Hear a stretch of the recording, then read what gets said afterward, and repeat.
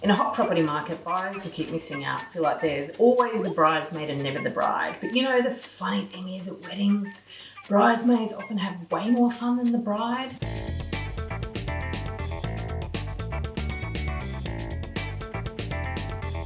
Think about this. When buyers focus on the acquisition, the actual successful purchase as being the end game, it reminds me of those old-fashioned rom-coms, you know, with Doris Day and Rock Hudson at the end of the movies when they get married and live happily ever after. And the reality is anyone who's been married knows that it's not quite like that.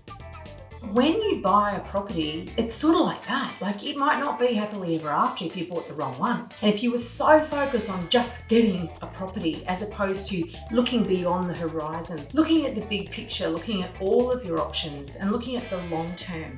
You see, it's not a fairy tale wedding if you end up married to the wrong person, and the same goes for property. Life can get very difficult for you if you bought the wrong property just because you want to ease the pain of being left on the shelf. Buyers often don't worry about capital growth when they're in the grip of FOMO. But if they buy a poor asset, they'll certainly feel that pain in 10 years' time or so when they want to sell it to upgrade and it actually doesn't do the job. It hasn't grown enough in value and actually won't serve its purpose. That's what you have to keep your eye on. Not just the now, not just easing the pain right now.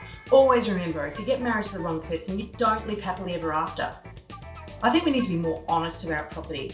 I think we need more truth, transparency and trust in the property industry.